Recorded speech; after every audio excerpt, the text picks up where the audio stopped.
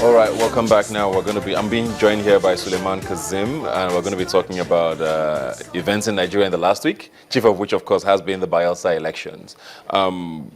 Sadly, lots of deaths have been reported from that part of the country. We've had people who died the day before the elections, and on the day of the elections, and no, it looks like progress isn't being made generally with elections in Nigeria, with this continuous, reports of people dying when we have to vote. What's your take on that? Well, the issue about the Bayelsa election is a very special one, considering the fastest on ground and considering the need for the PDP to win the elections.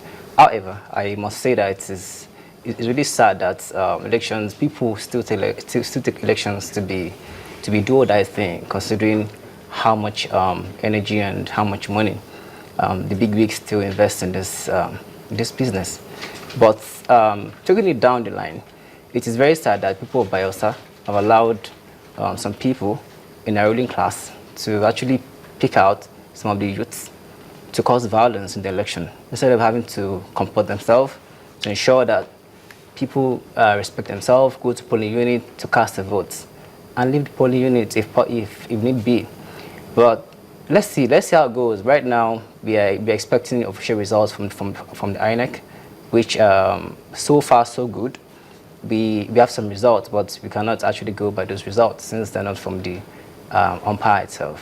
For a state that is one of the least populated in the country, there's been so much drama. I mean, this is a rescheduled election that's just held, and there's so much tension with the announcements. We're in recess now, waiting for the returning officer to come back and call the results. Yes. Why is there so much drama? First of all, I mean, we know that it's traditionally a PDP state. Yes. The APC is the federal government now, so maybe that factor is coming into play as well. What's really happening? Why is there so much drama in this one state? Like I said earlier, I said it's the case of Bayelsa is a special case. With due respect to the former president, President Goodluck Jonathan, that is his home, and also the APC would not want to just drop their hands and watch the election go in his favor. At the same time, it's people, all the sympathies and everything that needs to be augmented will definitely be put in place.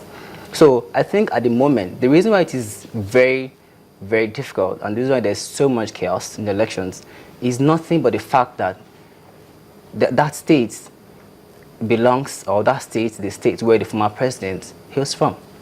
And that is the main reason why there's so much chaos in that place. Yeah, you said that's the least populated state. Yeah, that is the more reason why there's been so much of chaos. But assuming there are many whereby the umpire has put in place all the security needed, and maybe there won't be enough, maybe there won't be this much of crisis.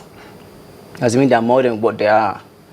But I think the reason why there should be less of crisis is supposed to be because they're the least populated state. But it is on the contrary, which is quite sad.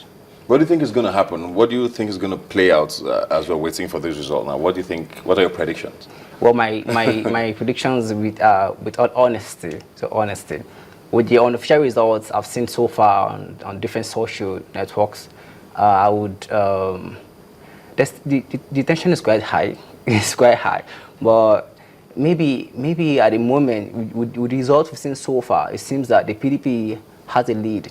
But they're all unofficial results. But however, since the umpire decided to be on recess, so as to ensure that that election does not go the inconclusive way it went the first time, I think it's a good one.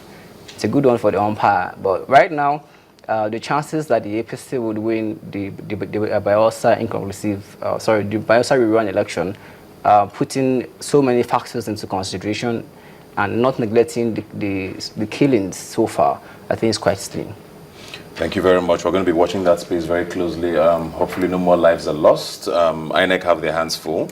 More elections are going to be coming up, of course. Apparently. There's the Edo State coming up. There's a lot more states that are going to be coming up as well. So hopefully this gets resolved and we can move on to other things. Thank you very much for being here today. My pleasure. My pleasure. Well, like I always say, you can follow the conversation on Twitter. YNiger TV is the handle. The hashtag to follow is Robin Minds. You can also visit the website yniger.com. Remember, you've never seen young people talk like this before. I'll see you next week. We represent.